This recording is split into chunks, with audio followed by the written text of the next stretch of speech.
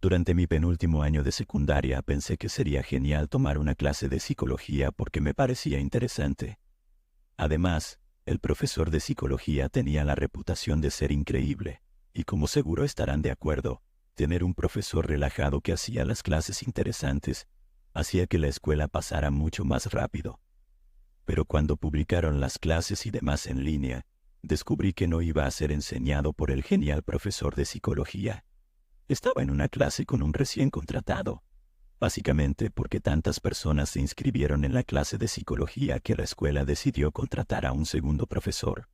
Y entonces, muchos de los chicos que habían elegido psicología parcialmente, o solo porque pensaban que sería un paseo fácil, estaban súper enfadados, porque les había tocado este nuevo profesor cuya reputación desconocían.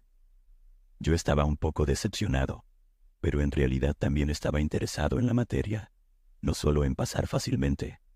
Pero entonces, cuando finalmente conocimos a este tipo, nos dimos cuenta de que era completamente lo opuesto al genial profesor de psicología en casi todos los sentidos. Al principio solo pensamos que era un poco duro, pero cualquiera habría parecido un aguafiestas en comparación con el otro profesor de psicología. Sin embargo, con el tiempo, empezó a ponerse un poco raro. No odiaba al tipo, al menos no al principio, pero como dije, las cosas se pusieron tan mal que incluso llegué a pensar que era un imbécil. Le gritaba a la gente por llegar tarde o por hablar en clase, lo cual es normal en algunos profesores, pero luego empezó a hacerlo con gente sin motivo alguno. Una vez regañó a un chico por dar una respuesta incorrecta y actuó como si el chico estuviera intentando ser gracioso al darle una respuesta en broma. Pero yo estaba allí y el chico no estaba bromeando. Era una respuesta incorrecta, pero eso era todo. El chico solo estaba tratando de aprender y nuestro profesor de psicología básicamente lo destrozó verbalmente. Y fue brutal. Todos pensamos que era un imbécil después de eso. Y escuché que uno o dos chicos se quejaron de él. Pero en lugar de que su estilo de enseñanza imbécil se convirtiera en su estándar, las cosas empeoraron cada vez más, hasta que finalmente perdió los estribos por completo con un chico que tuvo que cambiar de clase debido a problemas de horario. El tipo debió haber escuchado lo idiota que era nuestro profesor de psicología, pero obviamente no entendía lo mal que se había puesto en realidad, porque el profesor estaba hablando cuando este chico se giró hacia su compañero de al lado y empezó a hablarle. Recuerdo que el vecino del chico lo ignoró por completo, sabiendo que era mejor no convertirse en el blanco de nuestro profesor. Pero eso solo hizo que el chico dijera en voz un poco más alta: «¿Por qué me estás ignorando?». Nuestro profesor estaba escribiendo algo en la pizarra mientras hablaba, pero cuando escuchó al chico decirlo de que lo estaban ignorando, simplemente se detuvo. No se giró de inmediato, solo se detuvo, bajó la mano de la pizarra y se quedó allí, como si estuviera hirviendo de rabia por un segundo antes de girarse y preguntar: «¿Quién habló?». Nadie dijo una palabra, no solo porque no querían delatar al chico, sino porque no querían convertirse en el blanco del profesor. Es una locura pensarlo ahora, como seguía siquiera en un salón de clases. Ahí estaba, con todos nosotros aterrorizados esperando que no nos señalara individualmente.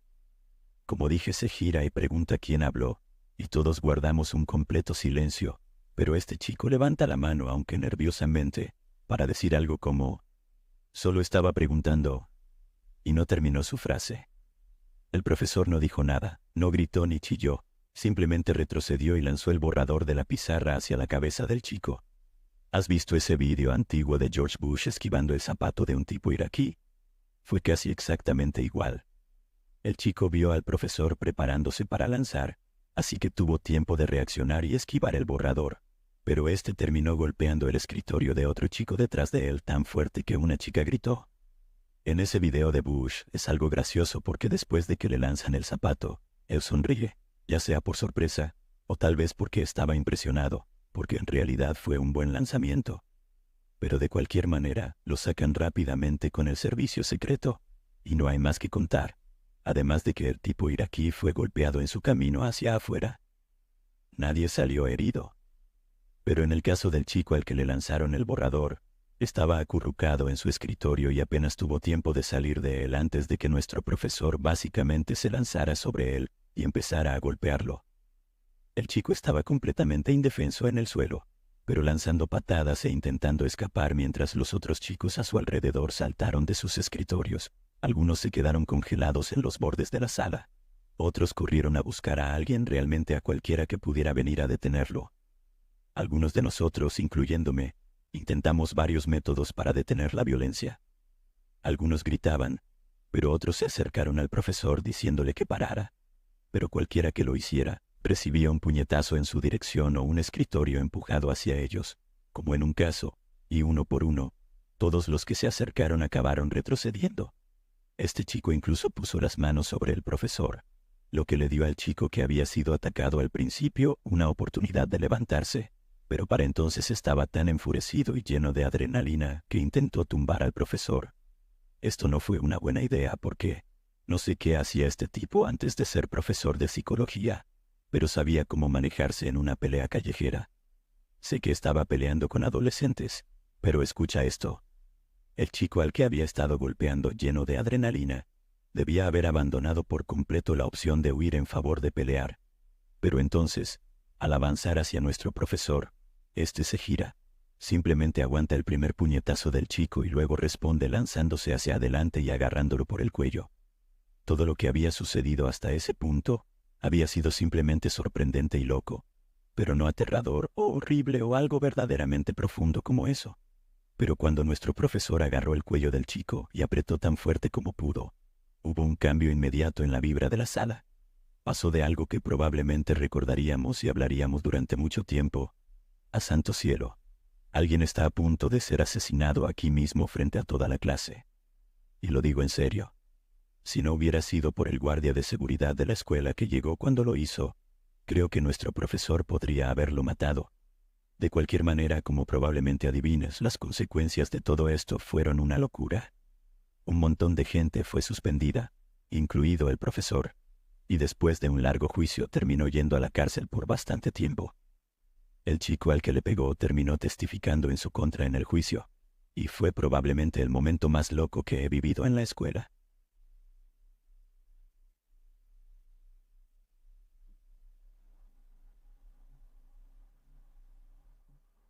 En la secundaria recuerdo que teníamos un veterano de la Guerra del Golfo como profesor de ciencias, a quien, por el bien del anonimato, llamaré señor Marín.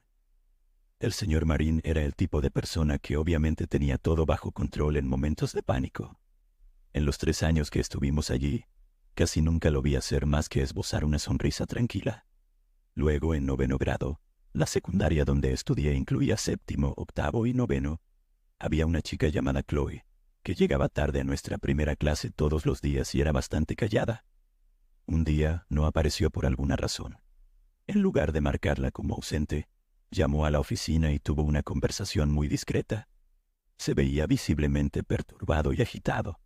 Al día siguiente la chica apareció en clase, un poco tarde, pero con la nariz rota, un ojo morado y la mandíbula cerrada con alambre. Aunque esto ocurrió hace unos 25 años, todavía puedo ver la expresión en el rostro del señor Marín cuando la vio. Era pura furia asesina, y lo más aterrador era que la llevó a su oficina. Tuvo una conversación calmada con ella y luego la envió a la enfermería. Luego nos dijo a todos que no debíamos decirle nada sobre el tema, ya que había tenido un accidente y estaba avergonzada. La mayoría de la gente no le prestó mucha atención, pero pronto corrió el rumor. ¿Viste a Chloe? Jesús, alguien le dio una paliza terrible. Esa tarde, cuando me dirigía a casa, pasé por la oficina y vi al director y a 2 oficiales de policía, junto con el señor Marín y Chloe dentro con la puerta cerrada. Ella estaba llorando. Uno de los oficiales me vio mirando y cerró las persianas. Normalmente caminaba a casa, así que esperé. Creo que la escuela terminaba alrededor de las 2:30, y generalmente me quedaba con algunos amigos escuchando música o jugando al baloncesto por unos 30 minutos antes de empezar a caminar. Esperé fuera, en la parte delantera de la escuela, hasta casi las 4 de la tarde.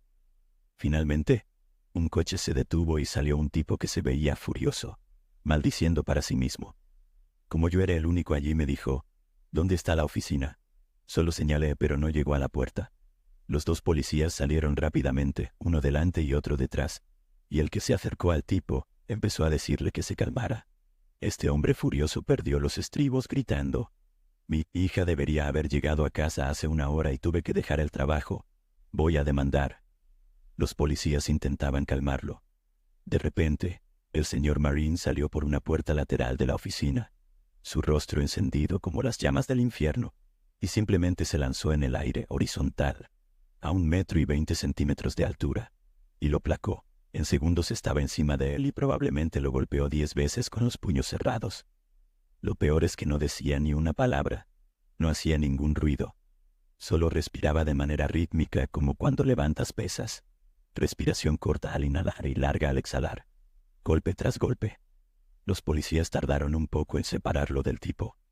Uno esposó al hombre y el otro esposó al señor Marine, quien estaba de pie, sin ningún rasguño, salvo por los nudillos ensangrentados, respirando profundamente, con la cara roja por el esfuerzo y los ojos abiertos de ira y satisfacción.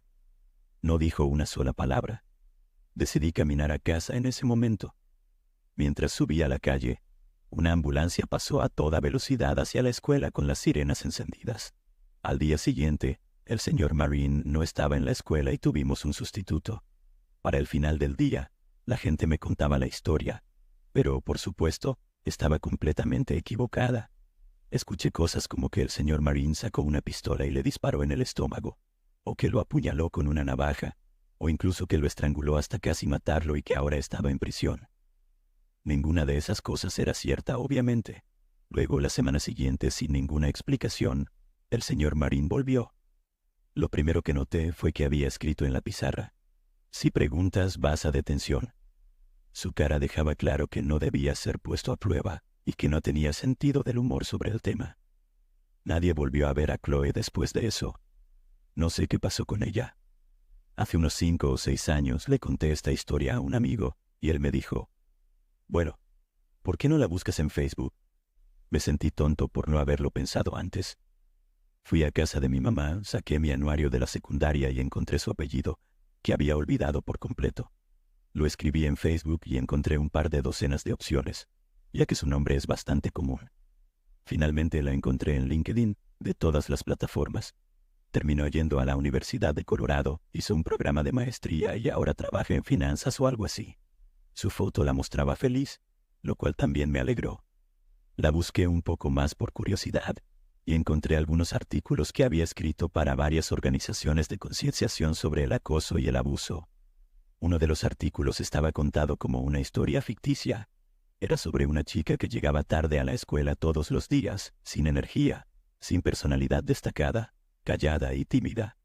Usaba ropa holgada y tenía pocos amigos. Me di cuenta rápidamente de que estaba hablando de sí misma, y en la historia contaba que la chica había sido abusada físicamente durante años por su padrastro, un alcohólico abusivo, y que fue un profesor sin ninguna formación, quien determinó lo que había pasado y comenzó la cadena de eventos que terminó con el abuso. El punto de la historia era enseñar a otros maestros qué señales debían observar, qué rasgos de personalidad buscar. Después de eso, busqué también al señor Marine para ver cómo estaba. Me preocupaba que hubiera fallecido. Después de todo, tenía entre 50 y 60 años en ese entonces. Encontré algunos artículos sobre su tiempo como entrenador. También había sido el entrenador de béisbol en la secundaria, y una nota diciendo que se retiró en 2001. Nada más después de eso, y tampoco ningún obituario. Me gusta pensar que probablemente está sentado viendo repeticiones de algún programa que le gusta, bebiendo cerveza y jugando con sus nietos, que probablemente tienen la misma edad que Chloe y yo teníamos en ese momento. Y eso es lo que me gusta imaginar.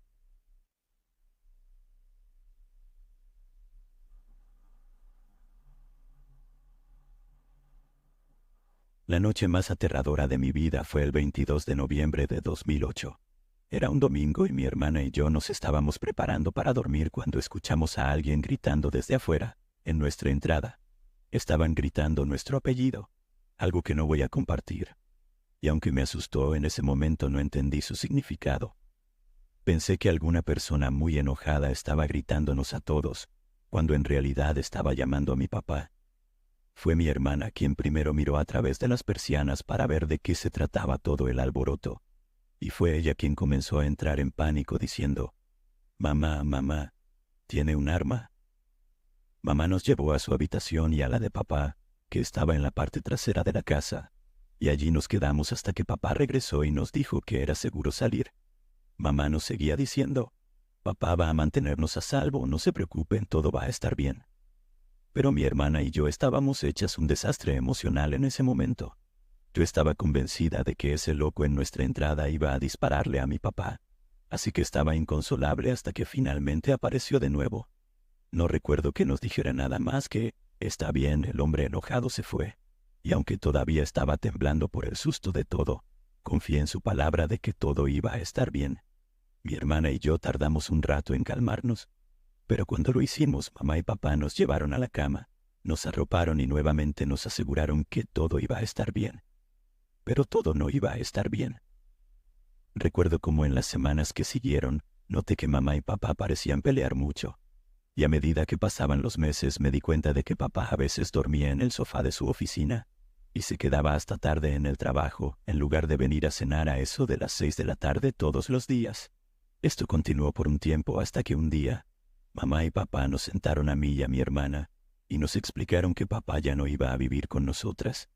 Se mudaría fuera del estado por su trabajo, a un lugar al que no podríamos visitarlo. Nos dijeron que todavía se amaban mucho y que solo sería algo temporal, pero no lo tomamos muy bien. Les preguntamos si podíamos ir con él, o si podía conseguir un trabajo en otro lugar para que no tuviéramos que mudarnos, pero nada de eso era posible, dijeron. Él se iba, al menos por un tiempo, y solo teníamos que acostumbrarnos.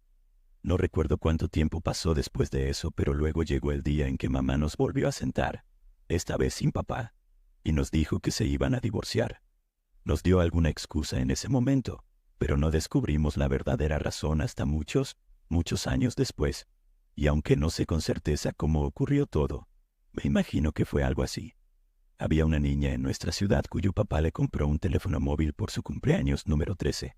La niña estaba pegada al teléfono, como se pueden imaginar, y no era nada tímida al mostrar su apego.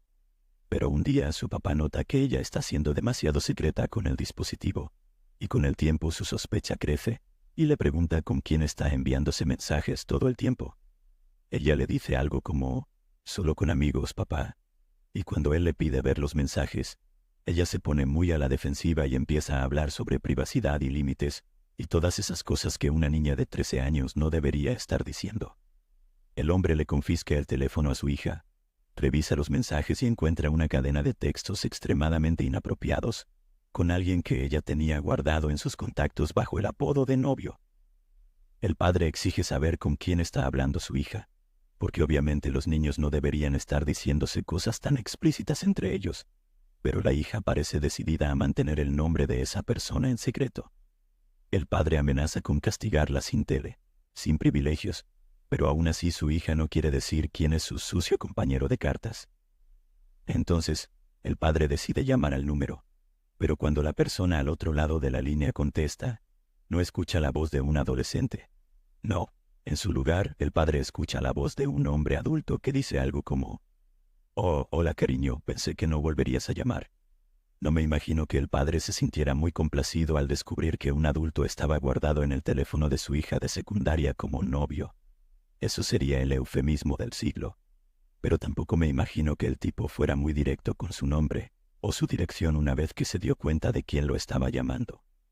Sin embargo, de alguna manera el padre logró extraer la identidad del hombre a través de su hija, y al final, su sucio compañero secreto resultó ser nada más y nada menos que mi propio padre. Él era su maestro en la escuela secundaria, y aunque no me gusta imaginar cómo lo hizo, de alguna manera consiguió el número de teléfono de esta niña y estaba en proceso de manipularla cuando su padre se enteró. Mi papá no se fue a trabajar a otro lugar, se fue a la cárcel. Y para protegernos de la verdad, mamá se mantuvo en esa versión, hasta que fuéramos lo suficientemente grandes para descubrirlo por nosotros mismos. No lo negó cuando la confrontamos con lo que descubrimos. Y honestamente todo ese proceso de descubrimiento podría ser una buena historia por sí sola. Pero llegamos a entender por qué eligió no mencionarlo nunca. Siempre íbamos a enterarnos algún día, pero supongo que solo era cuestión de tiempo. Mejor dejar que alguien más nos rompiera el corazón que hacerlo ella.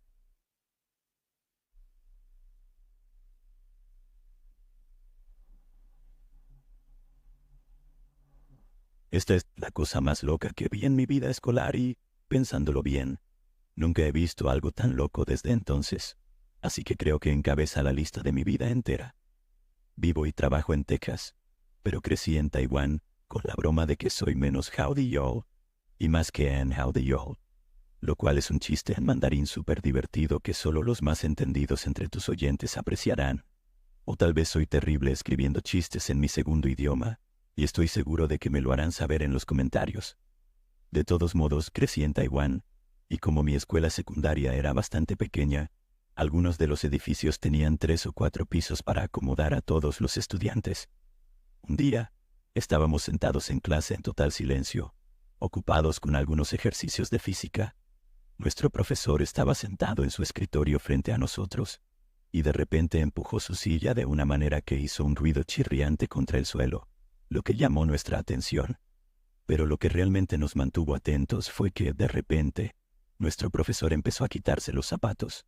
Tenía que haber una explicación racional, ¿verdad? Pies con picazón, una piedra en el zapato. Hay muchas razones por las cuales podría quitarse los zapatos de repente, pero justo después de poner sus zapatos de vestir desatados sobre el escritorio, también comenzó a quitarse los calcetines. Para ese momento, mis compañeros de clase y yo estábamos todos observándolo y mirándonos entre nosotros como diciendo, ¿qué le está pasando? Porque nunca habíamos visto a un profesor comportarse de esa manera. Nuestro profesor hizo lo mismo con los calcetines que con los zapatos. Los metió en los zapatos sobre el escritorio frente a él, y luego, con todos mirándolo, caminó hacia una de las ventanas, la abrió y se lanzó por ella. Si alguna vez has oído hablar del efecto espectador, esto fue un ejemplo clásico de eso. Nadie hizo nada hasta que nuestro profesor comenzó a caer desde 3 pisos de altura. Fue como si estuviéramos congelados hasta que fue demasiado tarde para hacer algo al respecto. Pero en el momento en que comenzó a caer, fue como si todos saliéramos de los efectos de un hechizo mágico. Hubo gritos, y todos corrimos hacia las ventanas para mirar. Recuerdo verlo ahí, sin moverse y pensar, «Oh, Dios mío, está muerto». Algunos de mis compañeros corrieron a buscar ayuda, pero la mayoría de nosotros nos quedamos donde estábamos, mirando el cuerpo aparentemente sin vida de nuestro profesor en completo estado de shock. Poco después, el personal de la escuela entró en modo de crisis total, llamando a los médicos y alejando a los estudiantes del área donde estaba tirado nuestro profesor. Fue, y sigue siendo, un recuerdo muy traumático, pero hay un tipo de final feliz en todo esto. Nuestro profesor sobrevivió a la caída. Estaba en muy mal estado, pero sobrevivió. Alrededor de una semana después nos dijeron que nuestro profesor había estado enfermo y que necesitaba un tiempo para recuperarse. Ahora entiendo que lo que sufrió fue esencialmente un colapso nervioso completo. Y aunque ninguno de nosotros supo exactamente qué lo causó, aparte de los rumores, algunos decían que su esposa lo había dejado. Otros decían que uno de sus hijos se había quitado la vida y él se culpaba a sí mismo. Pero nada de eso se confirmó. Y para mí las razones no son realmente importantes. Escuché que continuó enseñando, pero no volvió a nuestra escuela. Y aunque nos aterrorizó a todos ese día, me alegra mucho que haya sobrevivido y espero que finalmente haya encontrado algo de paz.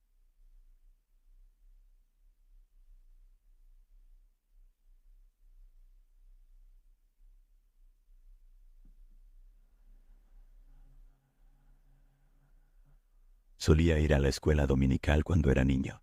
Crecí en una zona de muy bajos ingresos en la costa de Luisiana, cuando todo seguía siendo un desastre por el huracán Katrina. Así que, en lugar de tener clases en la iglesia o en algún edificio, se hacían en una carpa de avivamiento que quedaba vacía después del servicio matutino. Durante mucho tiempo hubo 2 maestros, un hombre y una mujer, y recuerdo que eran los típicos personas de iglesia, amables pero un poco aburridos, ya sabes. De todas formas, una semana presentaron a un tercer maestro. No participaba activamente, era más como un asistente de maestro o algo así. Era tan callado que casi parecía mudo. Creo que escuché decirle 3 palabras en total, y estuve allí unas 10 u 11 veces cuando él estaba presente como ese tercer maestro. Recuerdo que la mamá de un amigo mío le decía a su papá lo raro que era el tipo. Ellos pensaban que no estaba escuchando, pero sí lo hacía. Su mamá decía que el tipo le daba escalofríos y no se sentía cómoda con él, estando cerca de nosotros, los niños. Supongo que otros padres sentían lo mismo, y algunos de ellos hicieron averiguaciones sobre el tipo. Porque una semana aparecieron los policías después de que el papá de algún niño intentara romperle los dientes.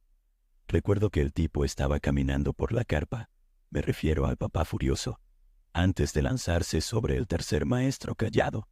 El maestro principal, el hombre, era un tipo grande, y es bueno que lo fuera, porque si no, el maestro callado habría terminado esparcido por toda la carpa como mantequilla de maní y mermelada.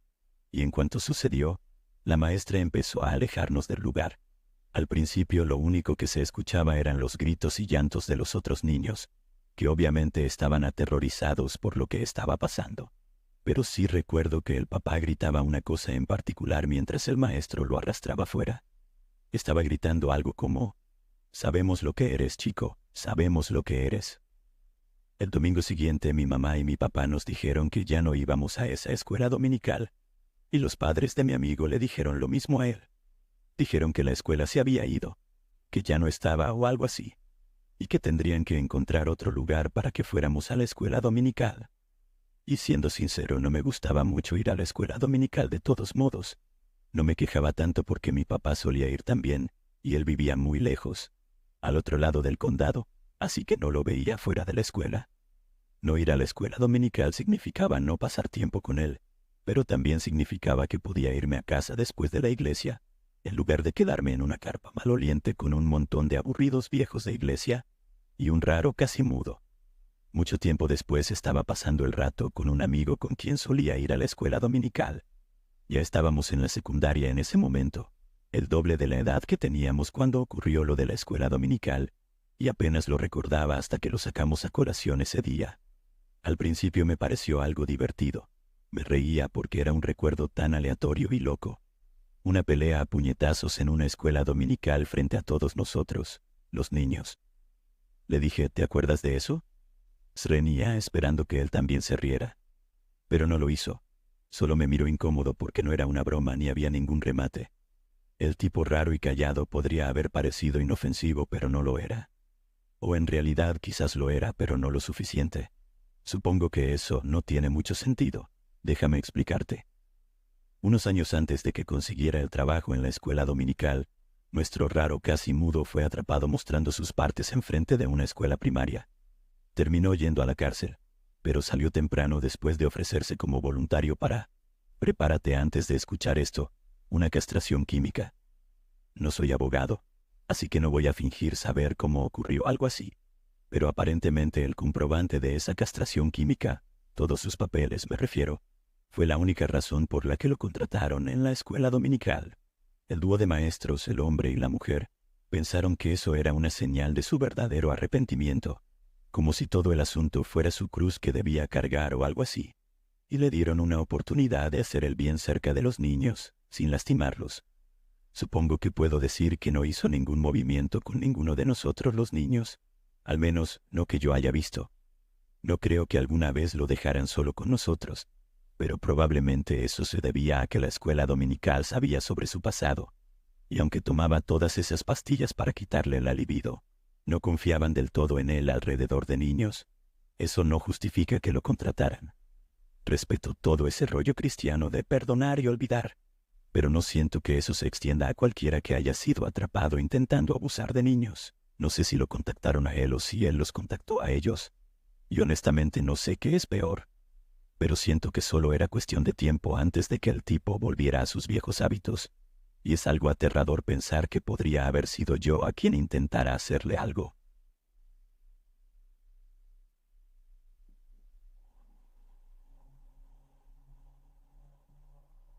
Mi nombre es Esteban, soy de Fort Wayne, Indiana, y aunque esto no me ocurrió a mí ni a ningún profesor que haya tenido, creo que es una historia increíble que me gustaría compartir contigo y con tus suscriptores.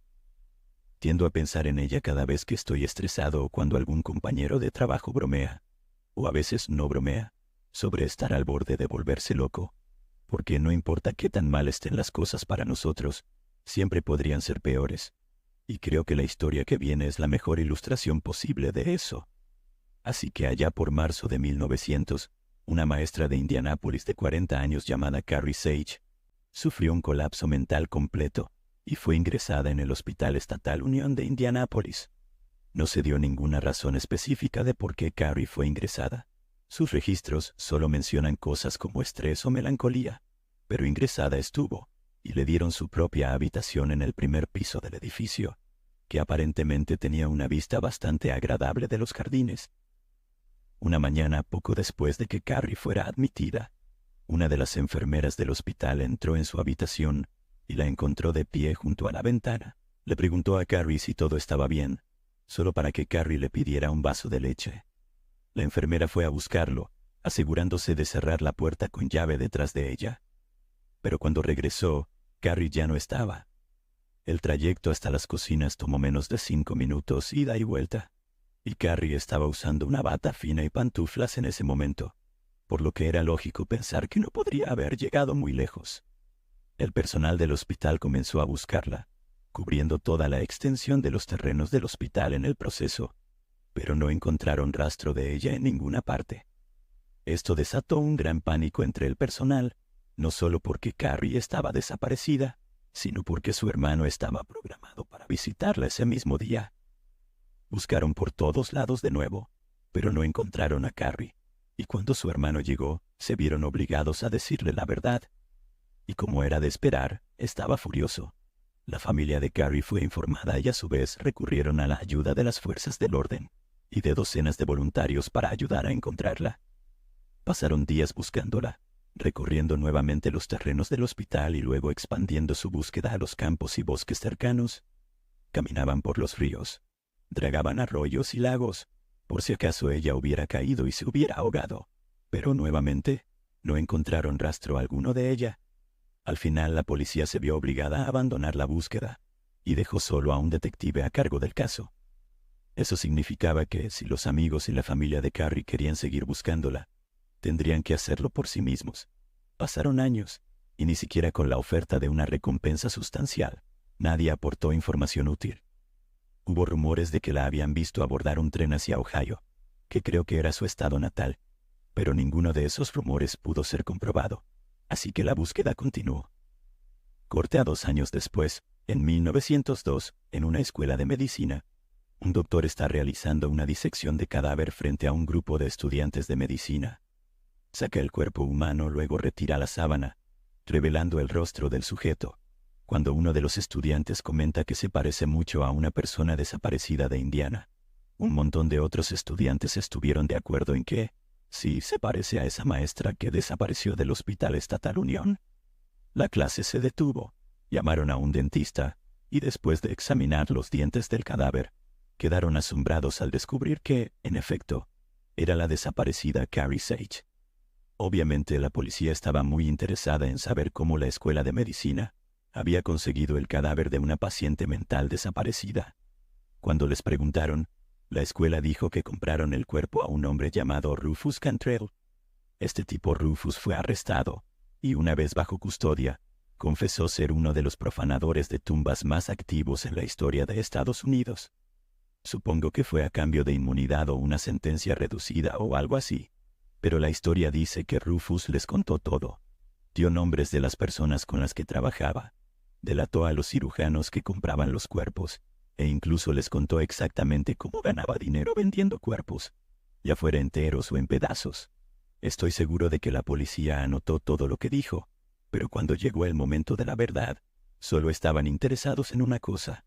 ¿Cómo diablos consiguió el cadáver de Carrie Sage?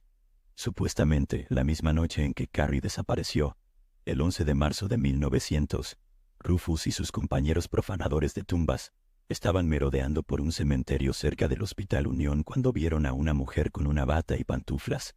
Intentaron esconderse, pero la mujer los vio. Temiendo que ella fuera directamente a la policía, la secuestraron y la llevaron al sótano de una granja cercana. Creo que pensaron que sería un proceso simple convencerla de que no había visto nada, y luego dejarla ir. Porque, según Rufus, no intentaron lastimarla ni matarla, e incluso intentaron alimentarla cuando tenía hambre. Pero, como recordarán, Carrie no estaba bien de salud. Rechazó todas las ofertas de comida y agua, tal vez pensando que estaba envenenada o algo así. Luego, después de 2 o 3 días de inanición, murió. Y así fue como Rufus y sus amigos terminaron con un cadáver fresco en lugar de uno que ya estaba descomponiéndose. Rufus afirmaba ser inocente, y que la culpa de la muerte de Carrie era de sus compañeros, pero aún así recibió 10 años de prisión por su participación. Y esta fue una época en la que los medios impresos realmente habían despegado, así que, en solo unos días después del juicio de Rufus, todo el Medio Oeste estaba indignado, diciendo que no había pasado suficiente tiempo en prisión, que debería ser colgado por lo que hizo, cosas por el estilo. Los funcionarios respondieron estableciendo la Junta Anatómica Estatal, que promulgó algunas de las primeras leyes que obligaban a las escuelas de medicina a obtener un cadáver de manera legal, así como castigos más severos para los profanadores de tumbas. Carrie finalmente fue enterrada en el cementerio que su familia eligió, y el hospital del que desapareció cerró durante un tiempo. Luego fue convertido en una pensión, pero también cerró sus puertas al poco tiempo, y el lugar permaneció vacío durante muchos años. Fin, o no el fin como descubrí al seguir investigando. Lo que acabo de contarte es casi como una versión oficial. Las autoridades estaban satisfechas al hacer parecer que Carrie había sido víctima de algún malvado profanador de tumbas al que capturaron valientemente antes de encarcelarlo. Pero luego, Rufus nunca había afirmado ser completamente inocente. Básicamente admitió haber matado de hambre a una mujer, pero hizo repetidas afirmaciones de que no podía haber sido Carrie porque no se parecía en nada a ella cuando estaba viva. Parece que el jurado no le creyó, por eso lo declararon culpable, y tampoco creo que el juez le creyera. Pero, ¿sabes quién sí le creyó a Rufus Cantrell cuando dijo que sabía con certeza que la mujer no era Carrie? Su propio hermano, Joseph. Joseph era cercano a Carrie, y si recuerdas, era él quien estaba programado para visitarla el mismo día que desapareció. Y fue él quien fue convocado para identificar su cuerpo cuando supuestamente la encontraron en esa mesa de disección. Hay registros de él diciendo que los dientes del cadáver tenían un trabajo dental similar al de Carrie, pero también hay registros de él diciendo que no estaba completamente seguro de que el cuerpo fuera realmente el de ella. No sé cómo no hizo más problemas sobre esto en su momento, porque el cuerpo que se estaba disecando no podía estar tan descompuesto. Tal vez lo hizo y las autoridades simplemente lo ignoraron. Pero de cualquier manera, sé con certeza que nunca estuvo al 100% seguro de que fuera Carrie. Y eso me lleva a mi siguiente punto. 20 años después de que el Hospital Estatal Unión cerrara, llegó una gran compañía de ingeniería que decidió que iban a convertir el lugar en una fábrica. Un equipo de construcción llegó y comenzó a remover secciones enteras de la estructura interior del edificio, lo que incluyó una sección de un gran ático compartimentado. Según lo que leí, un obrero fue enviado a remover un pequeño compartimiento por encima del ático, algo que llamaron cupa, que desde el exterior del edificio parecía ser solo una pieza ornamental en forma de cúpula o caja. El espacio era demasiado pequeño para que el obrero pudiera pasar, así que decidió agrandar la entrada. Pero después de hacerlo miró dentro y se encontró cara a cara con un esqueleto humano que vestía una bata de dormir azul y pantuflas. La policía fue informada inmediatamente del macabro hallazgo, y luego, al parecer, después de atar cabos, contactaron a la familia de Carrie con una noticia muy impactante. Cuando el esqueleto fue llevado para ser examinado, el forense dijo que no podía determinar una causa de muerte, pero que era muy posible que perteneciera a la desaparecida Carrie, y que había caído víctima del frío o la sed después de perderse y quedar atrapada en el ático. No creo que Joseph creyera esto tampoco, porque no parecía cambiar de opinión sobre la posibilidad de que su hermana hubiera sido asesinada. Creo que estaba convencido de que alguien en el hospital la había matado y escondido su cuerpo en el ático. Él dijo que Carrie sufría de artritis en el momento de su desaparición, lo que significaba que no había forma de que hubiera subido hasta el ático por sí sola. No sé cuán cierto sea lo de la artritis, pero sé que, ya sea asesinato o no, el descubrimiento del cuerpo añade un giro macabro a la historia. El segundo cuerpo, que creo que fue más asumido como el de Carrie que el primero, fue enterrado en la tumba cavada para el primero. El primer cuerpo encontrado fue llevado y declarado como Jane Doe, como lo llamaron. Y todo ese intercambio de cuerpos es simplemente horrible. Imagina nunca saber cuál de los cuerpos era tu hermana fallecida, si el que está en la tumba cavada para ella, o el que está en alguna mesa refrigerada en algún lugar, sin nombre ni identidad alguna.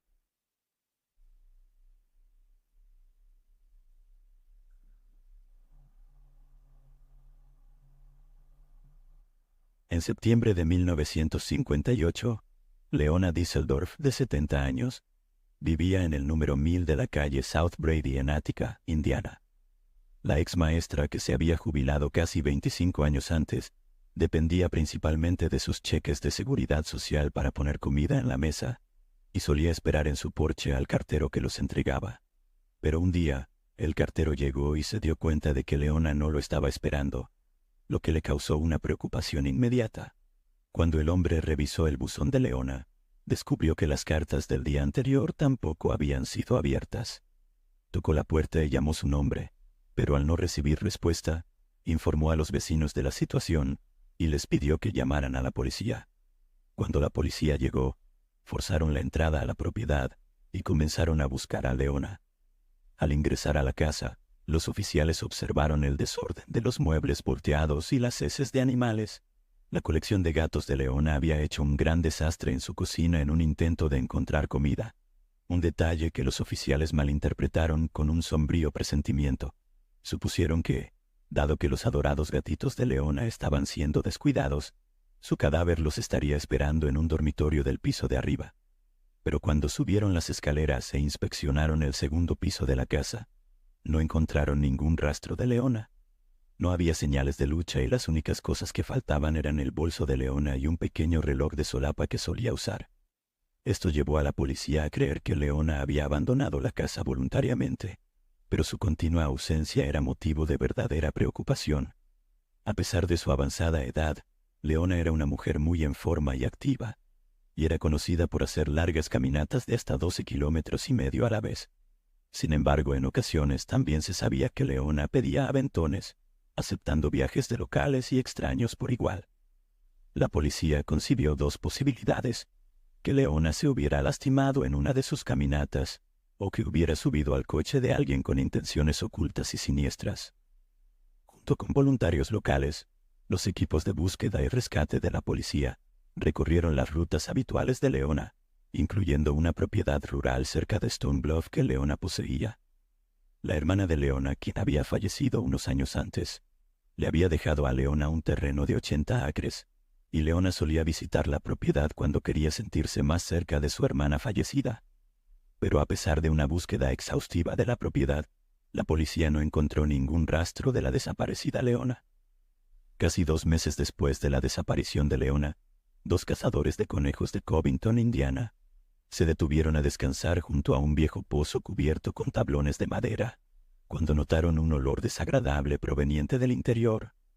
A pesar de su falta de uso, el pozo aún existe hoy en día y se encuentra a 18,5 kilómetros al suroeste de Attica, en la propiedad de una mujer llamada Mary Hickman. Pero en el 58, la propiedad era cultivada y cuidada por su cuñado, Guy Grady. Momentos después de que los 2 cazadores de conejos llegaran al pozo, Guy y su hijo Jean, que habían estado trabajando en la propiedad todo el día, llegaron al pozo para sacar agua para el radiador del tractor, y ellos también notaron el fuerte olor. Guy ayudó a Bill y Don a quitar los tablones de madera que cubrían el pozo, y después de mirar 12 metros hacia abajo en la oscuridad, los hombres notaron que el agua parecía aceitosa y de un color azul extraño flotando en la superficie del agua. Supusieron que algún animal debía haber caído y estar descomponiéndose en el agua de abajo. En un intento de recuperar al animal muerto, los hombres bajaron un trozo de alambre de púas al pozo oscuro, pero cuando lo subieron estaba cubierto de cabello que parecía inquietantemente humano. Luego, tras una segunda mirada al pozo, los hombres vieron lo que parecía ser un cadáver humano en los 3 metros de agua y llamaron inmediatamente al sheriff. En las horas que siguieron, el cuerpo muy descompuesto de Leona Diesseldorf fue sacado de las frías y turbias aguas del pozo y llevado a la oficina del forense del condado. Primero fue identificada por su prima, quien reconoció un par de zapatos que habían sido sacados del pozo. Esta prima afirmó que estaba un 99% segura de que los zapatos pertenecían a Leona, pero fueron sus registros dentales los que confirmaron el trágico hallazgo. Durante su examen, el forense observó que los pies y las muñecas de Leona estaban atados con una cuerda de plástico blanca para tender ropa, y que sus brazos estaban atados alrededor de su cuello. Leona fue encontrada completamente vestida, excepto por un suéter rojo que se decía que usaba casi a diario. Su bolso y su reloj también faltaban, y bien podrían haber sido tomados como trofeos por su misterioso asesino. Se encontró un cable eléctrico enrollado alrededor de su cintura, con ladrillos de una fábrica local de Ática cuidadosamente adheridos para hacer peso. Se encontró una toalla blanca atada alrededor de la garganta de Leona, con 2 nudos cuadrados, mientras que un trapo de tela fue encontrado atascado en su boca. Debido al avanzado estado de descomposición, el forense no pudo determinar una causa precisa de muerte. Sin embargo, se cree que Leona todavía estaba viva cuando fue arrojada al pozo. Cuando la policía intentó sacar su cuerpo, descubrieron que su mano todavía estaba aferrada a un pequeño tubo dentro del pozo, lo que significa que, con toda probabilidad, Leona estaba consciente o había recobrado la conciencia cuando cayó al agua. Según informes, Leona fue vista por última vez el día antes de su desaparición por un exalumno, quien la vio subirse al asiento trasero de un automóvil cerca de la carretera 41. El recuerdo del vehículo por parte del alumno era confuso, pero estaban bastante seguros de que Leona llevaba su característico suéter rojo, ya que fue el detalle que llamó su atención en primer lugar. La policía cree que el robo pudo haber sido el motivo del asesinato de Leona, ya que nunca se encontraron su bolso ni su reloj durante la investigación. Escucharon rumores de que Leona podría haber escondido una gran suma de dinero en la pequeña propiedad agrícola que su hermana le había dejado, y teorizaron que el dinero era el objetivo de su asesino. Sin embargo, tras una búsqueda exhaustiva de la granja, nunca se encontró tal escondite de dinero. Otra teoría involucra al ex esposo de Leona, un hombre llamado Edgar Emmons. Durante su matrimonio, Edgar había hecho que Leona fuera ingresada involuntariamente en un hospital psiquiátrico estatal bajo afirmaciones de que ella era incapaz de manejar sus asuntos financieros. Leona contrarrestó diciendo que Edgar era abusivo, y se divorciaron en 1931. Casi una década después, en 1943, Edgar ayudó a una mujer a secuestrar a su propia hija, de quien había perdido la custodia durante un proceso de divorcio similar al suyo. Disparó a un policía en el proceso, fue encarcelado por intento de asesinato y murió unos años más tarde mientras seguía encarcelado. Esto obviamente significaba que Edgar no pudo haber sido el asesino de su exesposa, pero es posible que su antigua compañera estuviera involucrada. Después de todo, Edgar había demostrado tal devoción hacia ella que casi mata a un oficial de policía, y sin duda habló de su divorcio de Leona durante su tiempo con su nueva compañera. Tal vez, como una forma de otorgar a su amante una enferma forma de venganza desde el más allá, la mujer rastreó a su exesposa y la asesinó. El hecho es que la verdad detrás del asesinato de Leona Düsseldorf sigue siendo un aterrador misterio, pero detrás de ello acechan algunas implicaciones profundamente siniestras, y con toda probabilidad el monstruo que le quitó la vida sigue libre para caminar entre nosotros.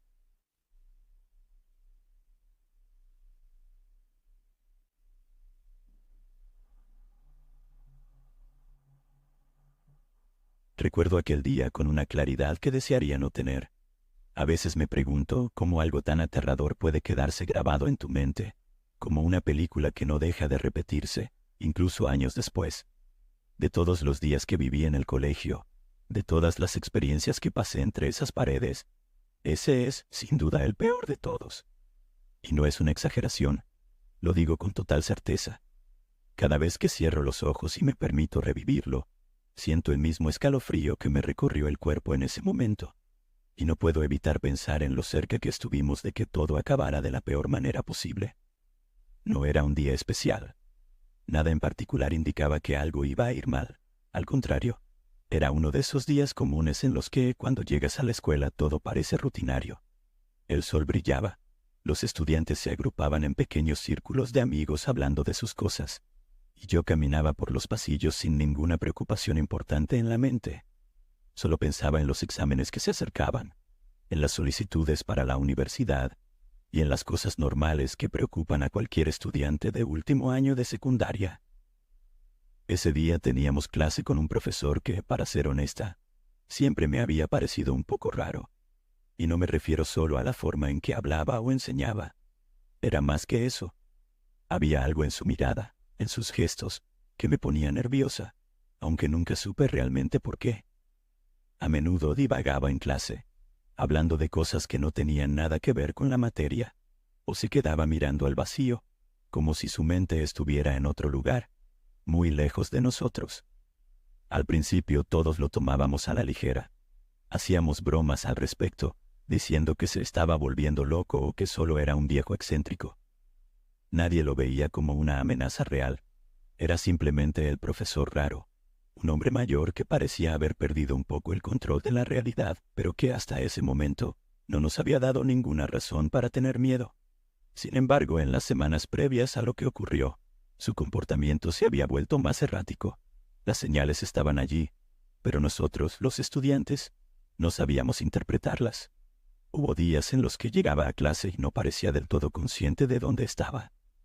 Había veces en las que comenzaba a hablar de cosas oscuras, mencionando algo sobre el fin que se acerca o prepararse para lo inevitable, sin dar ningún tipo de explicación.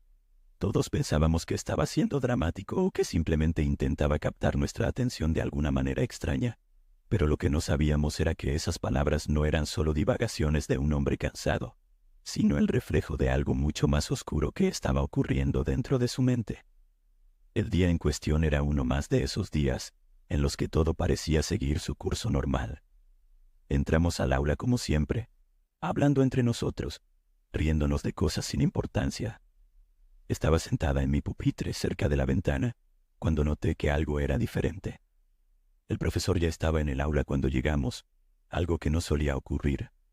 Normalmente él era uno de los últimos en entrar, y siempre lo hacía con su habitual aire distraído.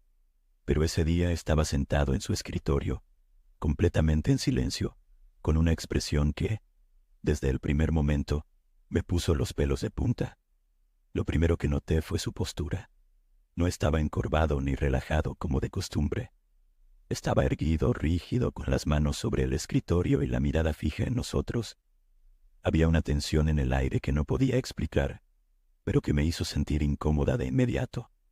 Luego vi lo que estaba sobre su escritorio, y fue entonces cuando el verdadero miedo comenzó a invadirme. Encima del escritorio, justo frente a él, había un arma, una pistola claramente visible para todos. Al principio pensé que debía ser algún tipo de error, una ilusión, algo que no estaba viendo bien, pero mis ojos no me engañaban. Allí estaba, en medio del escritorio, como si fuera un objeto más de la clase.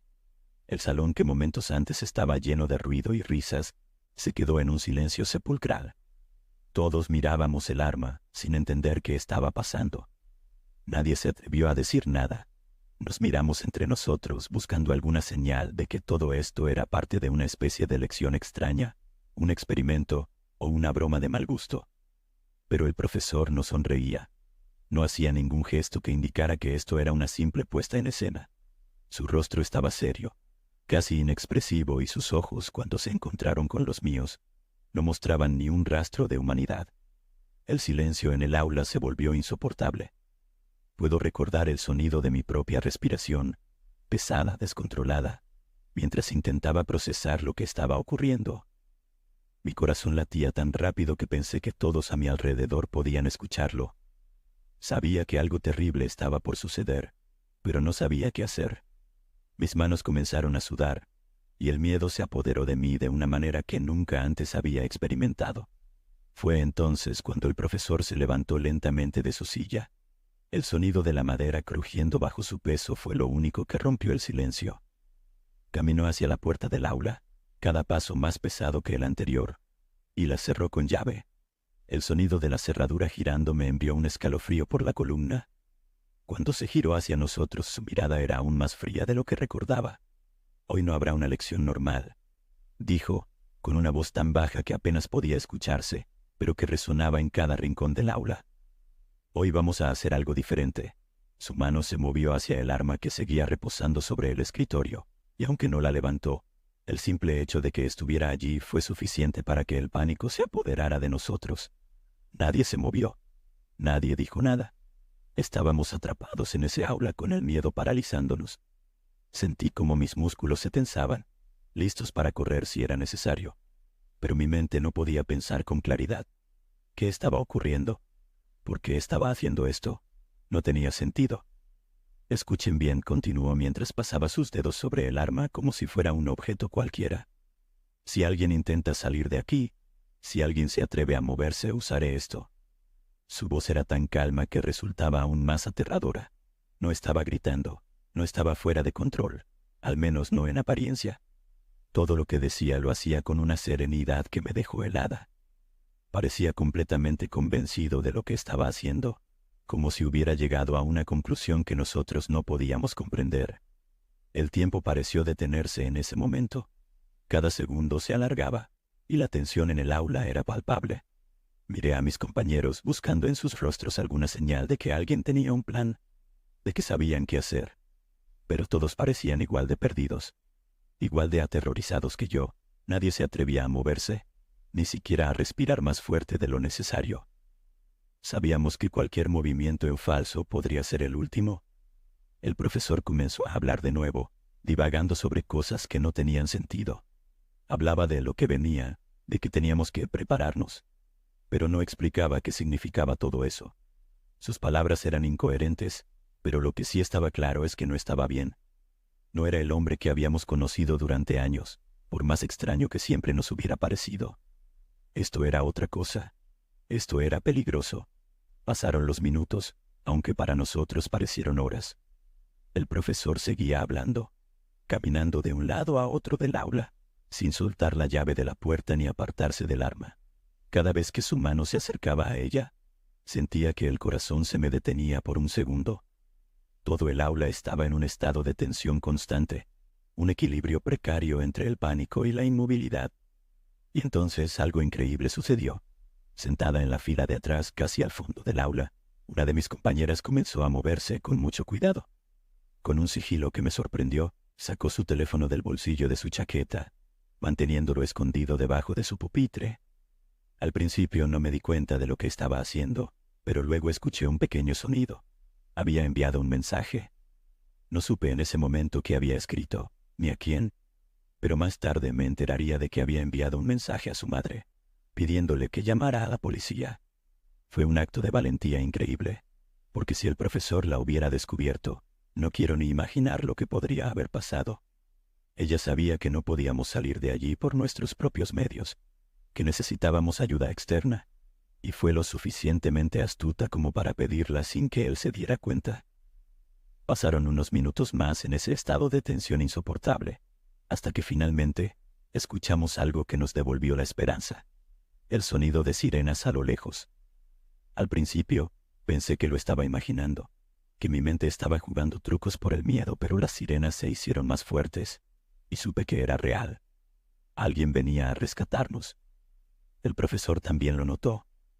Se detuvo en seco, su expresión cambió, y por primera vez desde que todo había comenzado, pareció perder el control. Miró hacia la puerta con nerviosismo y por un segundo, temí que fuera a tomar el arma y hacer lo que había prometido. Pero antes de que pudiera reaccionar, la puerta se abrió de golpe. La policía había llegado. Todo ocurrió muy rápido. Los oficiales irrumpieron en el aula y en cuestión de segundos, desarmaron al profesor y lo sacaron del aula sin darle tiempo a hacer nada. Yo me quedé sentada en mi pupitre, temblando, incapaz de moverme. Mis compañeros estaban igual. Algunos lloraban, otros estaban en estado de shock, sin saber cómo procesar lo que acababa de pasar. Después de ese día, el colegio emitió un comunicado explicando lo que había ocurrido. Resulta que el profesor había estado sufriendo de demencia durante los últimos 2 años, y nadie lo había notado. Había estado enseñando mientras su mente se desmoronaba lentamente, hasta que finalmente todo explotó de la peor manera posible. Fue ingresado en un hospital psiquiátrico, y hasta el día de hoy sigue allí. Dudo que vuelva a salir. No sé si algún día podré olvidar lo que pasó en esa aula. Es uno de esos recuerdos que se quedan contigo para siempre. Un recordatorio constante de lo frágil que puede ser nuestra seguridad, de lo cerca que estuvimos de que todo terminara en tragedia.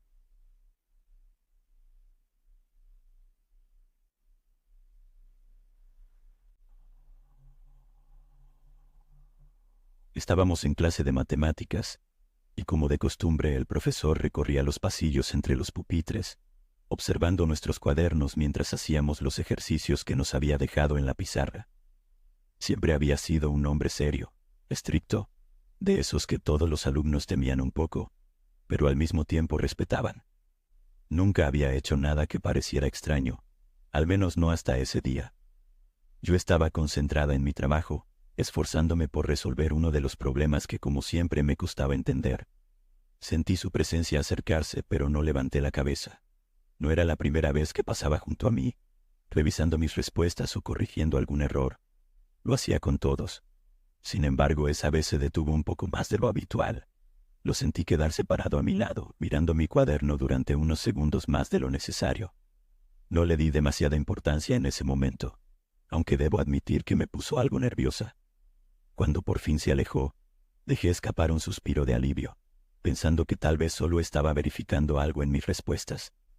Pero entonces noté que, mientras caminaba hacia el frente del salón, se giró ligeramente y me lanzó una mirada rápida.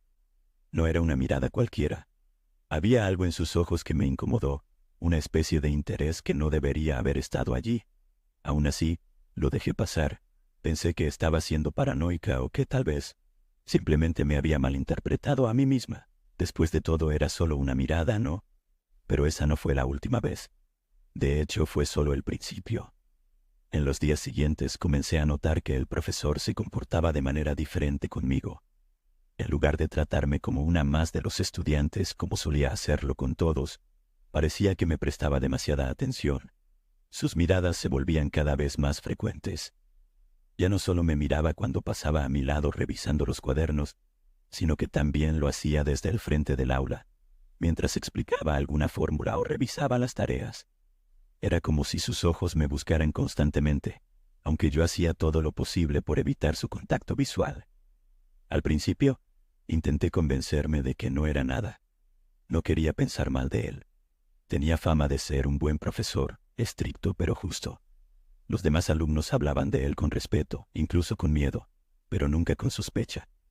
Así que pensé que estaba exagerando, que tal vez solo estaba más pendiente de mi trabajo porque necesitaba mejorar. Pero con el tiempo, se hizo imposible ignorar lo que estaba pasando. Hubo un día en particular que lo cambió todo. Era un viernes, el último día de clases antes de las vacaciones de Semana Santa.